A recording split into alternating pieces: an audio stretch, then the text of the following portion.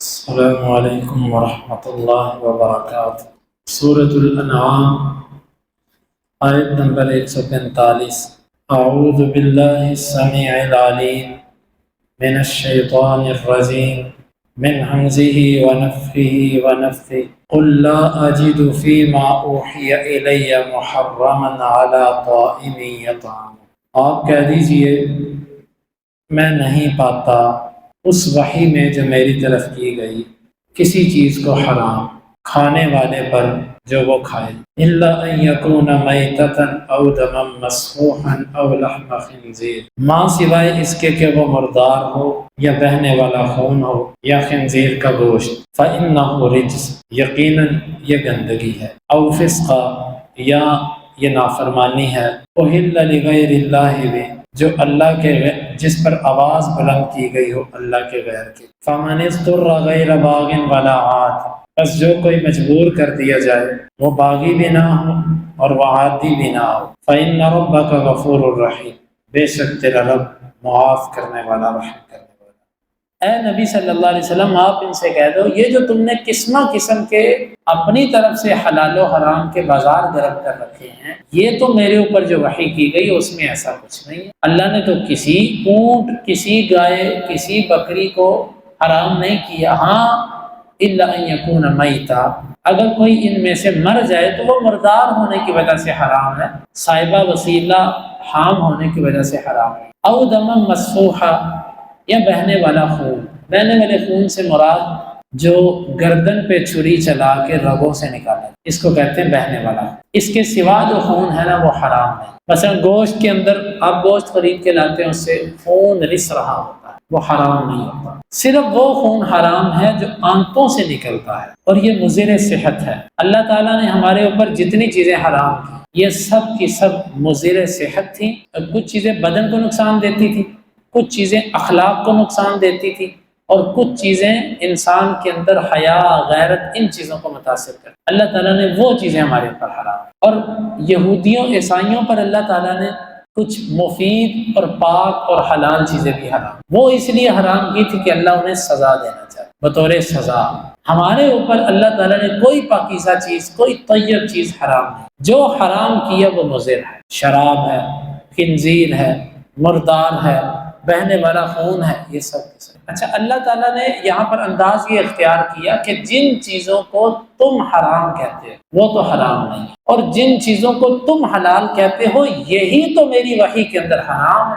تم مردار کو حلال کہتے ہو یہ میری وحی میں حرام ہے، تم بہنے والے خون کو پاک کہتے ہو یہی میری وحی میں حرام ہے، اور تم خنزیر کے گوشت کو حلال کہتے ہو یہی میری وحی میں حرام ہے، غیر اللہ کے نام پر تم ذبیحے کو حلال کہتے ہو یہی میرے اوپر جو وحی کی گئی اس میں حرام، یعنی تم الٹ چلتے ہو۔ جو چیزیں تم نے حلال کی وہی عین حرام ہے، اور جن چیزوں کو تم نے حرام کیا وہ میری وحی کے اندر حرام، وہ کوئی بھی چیز ہو۔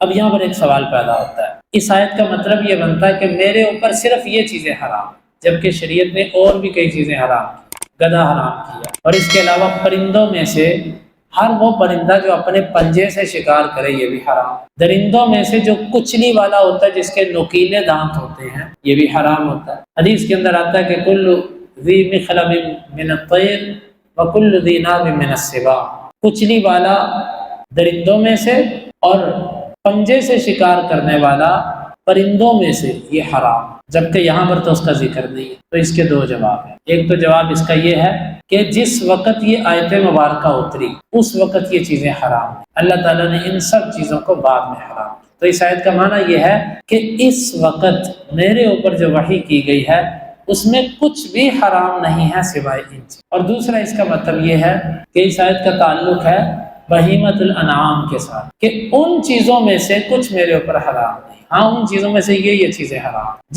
جو بہیمۃ الانعام یعنی اونٹ، گائے، بکری مر جائے وہ حرام، اس کا خون حرام۔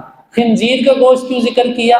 بعض اہل علم نے اس کا جواب یہ دیا کہ وہ خنزیر کو بھی بہیمۃ الانعام میں سمجھتے تھے، بکری کی قسم سے۔ فمن اضطر غیر باغ ولا عاد، جو مجبور کر دیا جائے وہ باغی نہ ہو اور عادی بھی نہ ہو، وہ اگر ان حرام چیزوں میں سے کچھ کھا لیں، مردار میں سے، بہنے والے خون میں سے، خنزیر کے گوشت میں سے، غیر اللہ کے نام پر دی ہوئی چیز میں سے، مجبوری کی حالت میں، اس پر کوئی حرج نہیں۔ فإن ربک غفور رحیم، تیرا رب معاف کرنے والا رحم کر۔ وعلی الذین ہادوا حرمنا کل ذی ظفر، یہودیوں پر ہم نے ہر سم والا جانور حرام۔ سم کیا ہوتا ہے؟ جانور دو طرح کے، کچھ جانور وہ جن کی انگلیاں پھٹی ہوئی ہیں، جس طرح یہ انسان ہے نا، انسان، یہ میں انسان میرا ہاتھ دیکھ، یہ انگلیاں کھلی کھلی ہیں، اگر یہ انگلیاں یوں ہوتی چپٹی ہوئی اکٹھی ہوتی، آپ نے بطخ دیکھی ہے، بطخ کے پنجہ آپ نے دیکھا ہے، وہ آپس میں ایسے جڑا ہوا ہے، اس کی انگلیاں علیحدہ علیحدہ نہیں ہوتی، ایسے جڑی ہوئی ہیں پردے کے ساتھ۔ ذی ظفر اس جانور کو کہتے ہیں کہ جس کی انگلیاں کٹی ہوئی نہ ہو، اس کے پاؤں پھٹے ہوئے نہ ہوں، بلکہ ایسے جڑے ہوئے۔ ہر ذی ظفر یہودیوں پر اللہ نے حرام کیا۔ یہ کیوں حرام کیا؟ بطور سزا، یعنی کہ یہودیوں کے اوپر اونٹ حرام تھا، بطخ حرام تھی، شتر مرغ حرام تھا، اور قاز وغیرہ یہ چیزیں ان پر حرام تھی، جن کے پاؤں ایسے جڑے ہو، یہ حرام۔ وَمِنَ الْبَقَرِ وَالْغَنَمِ حَرَّمْنَا عَلَيْهِمْ شُحُومَهَا، اور گائیوں میں سے اور بکریوں میں، یہ تو حلال رکھی ان کے اوپر اللہ نے، گائے بھی حلال، بکری بھی حلال، لیکن حرمنا علیہم شحومہم، ان کی جو چربیاں تھیں وہ اللہ نے ان پر حرام۔ کوہان ہوتی ہے، اس کی چربی حرام کر دی، دمبے کی چکی ہوتی ہے، اللہ تعالیٰ نے وہ چربی حرام کر دی۔ الا ما حملت ظہورہما، ہاں وہ چربی جو ان کی کمروں کے اوپر ہوتی تھی، پشت کے اوپر ہڈیوں کے ساتھ جڑی ہوئی، یہ حلال تھی۔ بعض نے اس میں کمر کے اوپر جتنی بھی چربی ہوتی ہے، اور بعض نے کولے کی چربی وغیرہ کو بھی اس میں شامل کیا۔ اب الحوایا، آنتوں کے اوپر چڑھی ہوئی چربی، آپ جانور ذبح کرتے ہیں، بکرے کو ذبح کرتے ہیں، اس کی جب آپ اوج وغیرہ نکالتے ہیں تو وہاں پر اس کی آنتوں کے اوپر، جس کو رودا کہتے ہیں، اس کے اوپر چربی چڑھی ہوتی ہے، وہ چربی بھی بالکل کھانے والی ہوتی ہے، وہ حلال تھی۔ او مختلط بعظم، یا جو گوشت کے ساتھ جڑی ہوئی چربی تھی وہ ان کے لیے حلال تھی، ہڈیوں کے ساتھ جو جڑی ہوتی تھی وہ ان کے لیے حلال تھی۔ اب کتنی چربیاں حرام اور کتنی حلال؟ گائے اور بکری کی چربی حرام تھی، سوائے اس چربی کے کہ جو ان بکری اور گائے کی پشت کے اوپر ہوتی تھی، یا جو چربی ان کی آنتوں کے ساتھ لپٹی ہوتی تھی، یا جو چربی ان کی ہڈیوں کے اوپر چڑھی ہوتی تھی، بس وہ حلال۔ اس کے سوا باقی چربیاں بھی اللہ نے ان کے اوپر حرام کر دی۔ ایسا کیوں کیا؟ ذالک جزیناہم ببغی، اللہ نے ان کو یہ سزا دی ان کی بغاوت۔ وَإِنَّا لَصَادِقُونَ، اور ہم سچے ہیں یہ بات کر رہے ہیں۔ اس کے دو مطلب ہیں، ہم نے یہ جو چیزیں ان کے اوپر حرام تھی، ہم نے صحیح حرام کی، ہم سچے تھے اس فیصلہ کر۔ دوسرا اس کا معنی ہے وَإِنَّا لَصَادِقُونَ، بے شک ہم سچے ہیں، یعنی یہ جو ہم آپ کو خبر دے رہے ہیں نا، ہم آپ کو صحیح خبر دے رہے ہیں۔ یہ جو کہتے ہیں نا کہ یہ چیزیں ہمارے اوپر حرام اس لیے تھی کہ یعقوب علیہ السلام پر یہ حرام تھی، یہ جھوٹ بولتے ہیں، یعقوب پر حرام نہیں تھی، ہم نے ان پر حرام۔ کیوں حرام کی؟ ان کی بغاوت اور ان کی سرکشی کی وجہ سے۔ فَإِن كَذَّبُوكَ فَقُلْ رَبُّكُمْ ذُو رَحْمَةٍ وَاسِعَةٍ، اگر یہ آپ کی اس بات پر تکذیب کر دیں یا آپ کو نبی ماننے سے انکار کر دیں، آپ کو تمہارا رب بڑی وسیع رحمت والا۔ وَلَا يُرَدُّ بَأْسُهُ عَنِ الْقَوْمِ الْمُجْرِمِينَ، اس کا عذاب مجرم قوم سے رد نہیں کیا جاتا، تم پر عذاب آئے گا اس۔ سَيَقُولُ الَّذِينَ أَشْرَكُوا لَوْ شَاءَ اللَّهُ مَا أَشْرَكْنَا وَلَا آبَاؤُنَا وَلَا حَرَّمْنَا مِنْ شَيْءٍ، ایک اور جھوٹی دلیل ان کی وہ یہ تھی، اگر اللہ چاہتا تو ہم اللہ کے ساتھ شرک نہ کرتے، ہم جو شرک کر رہے ہیں اگر اللہ کو ناپسند ہے تو اللہ ہمیں کرنے کیوں دے؟ نہ ہمارے باپ شرک کرتے، نہ ہم کوئی چیز حرام کرتے، یعنی ہم جو کرتے ہیں وہ اللہ کو پسند ہے تو اللہ ہمیں کرنے دیتا ہے۔ یہ ان کی خیانت تھی، وہ اللہ کی رضا اور اس کی مشیت میں فرق نہیں کر پاتے، اس کو خلط ملط کرتے تھے، اور یہ بھی ان کی ایک جان چھڑانے کا طریقہ تھا۔ جس طرح آپ کسی بندے کو کہتے ہیں یار نماز پڑھا کرو، وہ آگے سے کہتا ہے یار اللہ چاہے گا تو پڑھنا، اور جو توفیق دے گا پڑھنا۔ اب یہ اس کا جواب نہیں، وہ جان چھڑانا چاہتا ہے۔ کیوں؟ اگر یہ اس کا اصولی جواب ہو تو اس سے آپ یہ پوچھو کہ یہ جو تو گھر سے دکان پر آیا کس لیے آیا؟ آپ کو کہے گا جی روزی کمانے کے لیے آیا۔ آپ اس سے کو گھر پہ بیٹھ، اللہ چاہے گا تو روزی پہنچ جائے گی، وہ کہے گا نہیں جی نہیں، حرکت میں برکت ہے، کچھ کریں گے تو کچھ ملے گا نا، حیلہ وسیلہ یہ چیزیں اختیار کی جاتی ہیں، ایسے کون دیتا ہے؟ اب یہاں پر تم اللہ تعالیٰ کی مشیت پر مطمئن نہیں ہو، یہاں پر تم کہتے ہو نہیں کچھ کرنا پڑے گا پھر، اور جب اللہ کے حکموں کی باری آتی ہے تو وہاں پر تم اللہ کی رضا کو ترک کر کے مشیت کا سہارا لے لیتے۔ تو انہوں نے بھی ایسا ہی کیا، کہتے ہیں یہ جو ہم شرک کرتے ہیں ہمارے باپ کرتے تھے، ہم نے جو کچھ چیزیں حرام کی اللہ کو پسند ہے تو کرتے ہیں، یہ ان کی جھوٹی دلیل۔ کذالک کذب الذین من قبلہم، اللہ کہتا ہے اسی طرح جھوٹی دلیلیں پہلے والے بھی پیش کریں، یہ ہر دور کے باطل لوگوں کی یہ دلیل ہے۔ حتی ذاقوا بأسنا، یہاں تک کہ انہوں نے ہمارا عذاب چکھا۔ اگر ان کی یہ دلیل ٹھیک ہوتی تو اللہ ان کو عذاب کیوں دیتا؟ قل هل عندکم من علم فتخرجوا، آپ ان سے کہہ دو کیا تمہارے پاس کوئی علم ہے، اس کو نکالو باہر۔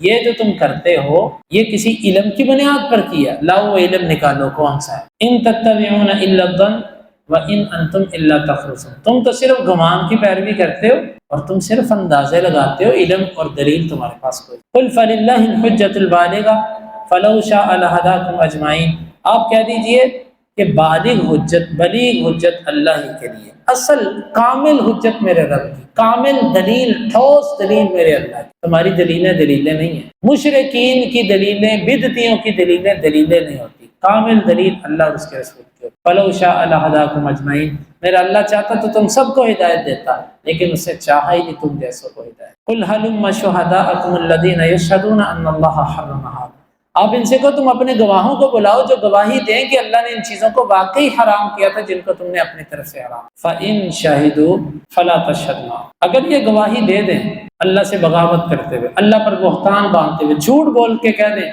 ہاں اللہ نے واقعی حرام کیا، تو آپ نے ان کے ساتھ گواہ نہیں بننا کیونکہ یہ جھوٹے گواہ ہیں۔ وَلَا تَتَّبِعْ أَهْوَاءَ الَّذِينَ كَذَّبُوا بِآيَاتِنَا، آپ نے ان لوگوں کی پیروی بھی نہیں کرنی جو ہماری آیتوں کو جھٹلاتے ہیں، اللہ ہمیں منع کر رہا ہے ان کی پیروی کرنے سے جو اس کی آیتوں کو جھٹلاتے ہیں۔ پھر غیر مسلموں کی نکالی کرنا، فاسق و فاجر لوگوں کا حلیہ اختیار کرنا، ان کی باتوں کو لینا، یہ کہاں جائز ہو گیا مسلمان؟ والذین لا یؤمنون بالآخرہ، اور وہ لوگ جو آخرت پر ایمان نہیں لاتے آپ نے ان کی پیروی بھی نہیں کرنی، اور یہاں پر ہم پورا طور طریقہ غیر مسلموں سے لیتے، اللہ ہمیں منع کر رہا ہے۔ وَهُمْ بِرَبِّهِمْ يَعْدِلُونَ، اور یہ لوگ اپنے رب کے ساتھ ناانصافی، اپنے رب سے پھرتے ہیں۔ اللہ تعالیٰ سے دعا ہے اللہ تعالیٰ ان آیات کو سمجھنے کی اور ان کے تقاضوں کو پورا کرنے کی توفیق عطا فرمائے۔